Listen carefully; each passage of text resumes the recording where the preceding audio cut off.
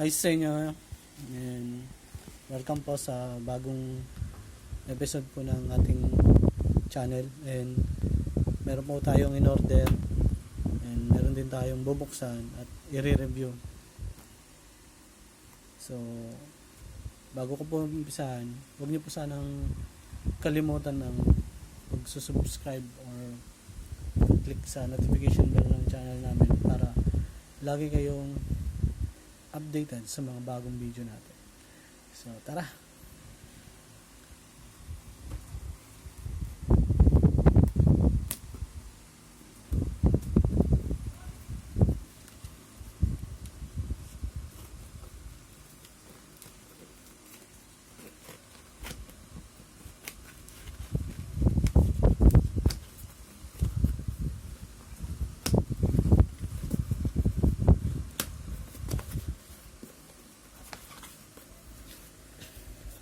So yan, bali ang price nito ay 622 kasama na yung pinaka-shipping. So tingnan natin, maganda yung pagkakaako nila. Ito yung tamang paglalagay. Lalagyan ng harang dito para hindi siya, kung sakaling makon siya, kaya nasa magandang condition yung product. Nilalagyan ng papel dito or something. Yan. So ano kaya to guys? May regalo sa atin. Ganda naman, no? Kaya to. Parang tamtax eh. Oh. Hindi lang pala siya basta hinarang doon. May giveaway silang binigay. Wow.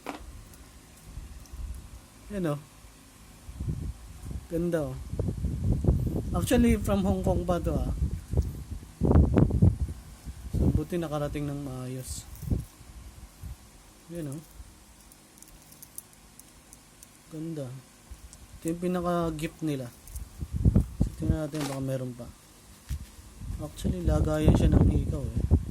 Ganun sing-sing eh. Pero nilagay nila, parang may giveaway din. Okay siya. So, i-rate natin siya lang maganda. Kasi may binigay. Ayan, may bubble wrap sa loob. So ito, I think yung card. So yan. So sa mga seller dyan, sa mga giant tech na online store, bigay din kayo ng ganito. Kung di kaya yung ganito, at least may mga ganito man lang. Born for better sound. So yan. Yan yung company. Meron siyang message dito. Thank you so much for your support to our store. In order to prove that we have indeed gave away the gifts to customer, not false propaganda. We sincerely hope that you can take some photo to review the product. We are also more motivated to provide customer with better gifts in the next promotion. Thanks a lot. So yan yung what. So ibig sabihin, nahingi siya ng mataas na rate. Pero tingnan natin. Tingnan natin yung product nila. So actually hindi naman siya ganun kamahal. Hindi rin naman siya as in branded na sikat. Pero based sa review na binila namin ito, ganda naman yung mga comment dito at feedback. So meron siyang extra bass stereo headphones. So wireless siya, at the same time pwede siyang Bluetooth.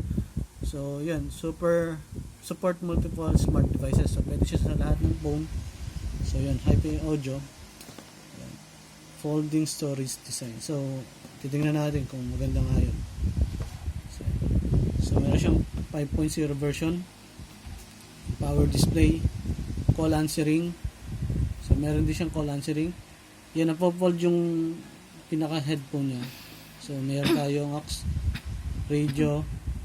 May radio ah. Okay na. Yan, card. TF card. Hindi ko lang alam kung ano ito. Sound quality, high definition. So, large volume. So, pwedeng mas malakas yung volume niya ito. So, may capacity din, large battery. Ibig sabihin, Bluetooth nga siya. So, kailangan may battery talaga. Ito yung mga kulay niya, black, red, white. So, pinili namin is red. Para maiba naman. Kasi common na to eh. So, yung specification is wireless wireless distance, so 10 to 30 meters, so malayo, abot din. Output power, yan. Frequency 20 Hz, so kilohertz. So yan.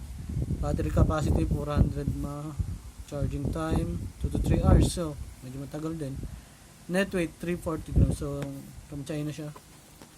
Tingnan natin. Tapos natin tingnan yung specification niya.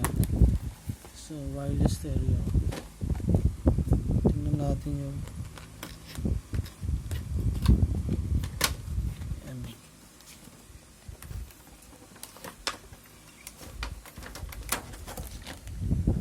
yung something niya. So meron tayo cable, USB for charging. Ito naman yung para sa cable, kung ayaw mo mag Bluetooth o wireless, ito.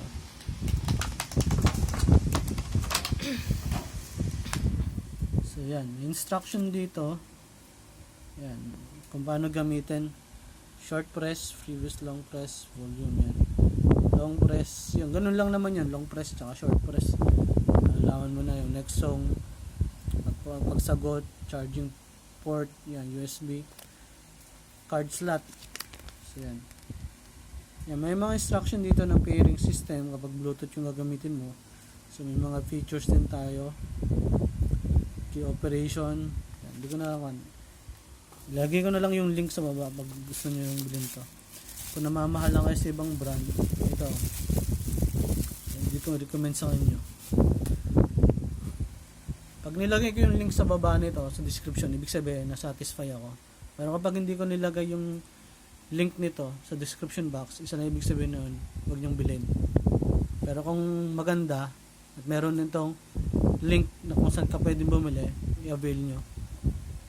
So yan, ganyan yung pagkakatop eh. So pwede siyang lagay sa bag, sa pouch.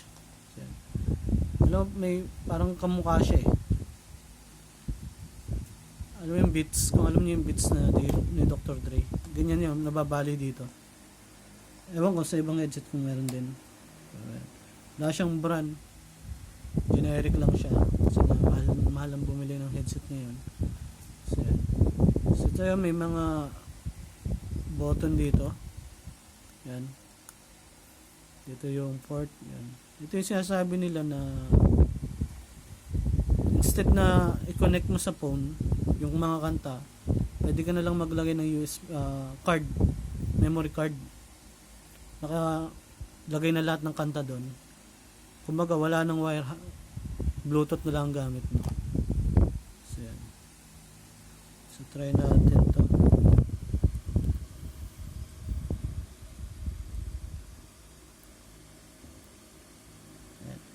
Pag mag-charge tayo, siyempre kailangan merong pandulo. So pwede mo namang i-charge to sa kanya. Ano ba tayo?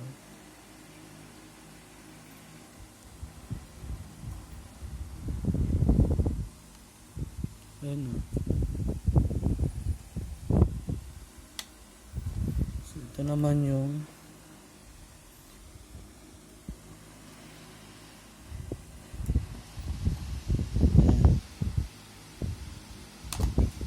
guys, ito naman yung sasaksak mo sa phone. So dito yung pinaka mic siguro kasi may butas eh pag may kakausapin ka. Yeah, may volume, may next, may pagsagot, may pag-stop. Hindi ko alam, may battery ba itong van?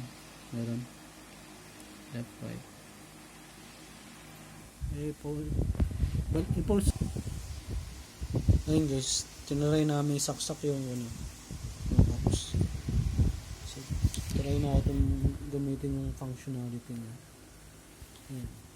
Yun o. So naka-stop naka-play siya.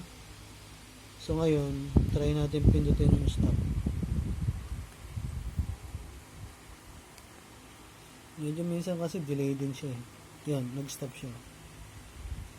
So yun yung function niya doon sa pinaka button dito. Punta ko sa inyo. Yun sa button na yun. Yung sa Bluetooth naman, kailangan kasi i-charge muna siya. Then meron siyang instruction doon kung paano siya i-pair. So far, yung pinakinggan ko naman siya kanina, maganda yung bass niya.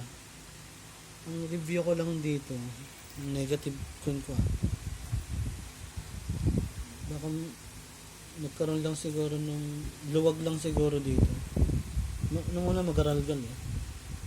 Pero kung papalitan ko siguro to, mas okay. Pero nung habang naayos ko siya, okay na naman eh. Ganda naman yung tunog. Malinaw, malinis, tapos hindi masakit sa tenga. Kasi alam mo yun, alam naman natin yung left and right. Hindi siya yung may tamang timpla ba. Dito sa right yung more on vocals, parang ganun. Hindi ko lang makakam. Basta hindi siya sabog. And malakas din. So yun. So kung magpapatugtog ka ng mga hip-hop music o mga dance, mafe-feel mo talaga yung vibes ng tunog. Ewan ko lang pero observe ko rin dito yung wire niya. Baka sa wire talaga. Kasi pag ginagalaw ko, is something. So baka luwag lang. Then yung sa play ng button tsaka sa medyo may konting delay, wag nyo lang masyadong pindutin. Hayaan nyo siyang ma-receive nyo. Kasi don't expect too much sa ganito kasi 600 plus compare mo naman sa mga 5,000 tsaka 10,000 na headphone. Kung i-compare natin siya sa JBL tsaka Beats ni Dr. Dre, mas mahal talaga yun. Pero ito, so far so good, okay naman. May makuha mo rin yung mga gusto mo, yung mga function na gusto mo. And kung gagamitin mo lang naman siya para for listening or gagamitin mo sa online tutorial, etc. sa mga lalo na sa mga teacher o kaya sa mga student, pwede siya. Pero kung talaga yung bomba talaga ng bayo ng okay na, pwede na. Marirate mo siya siguro mga nasa gitna, 3. Kung i-compare mo doon sa mga mamahalin ako, talagang bumabayo talaga yung bass niya. So yun, and kung naghahanap ka ng mura, pwede kong i-offer to sa'yo o pwede namin i-recommend sa'yo. So yun, doon sa wireless, yung Bluetooth, check pa namin yun.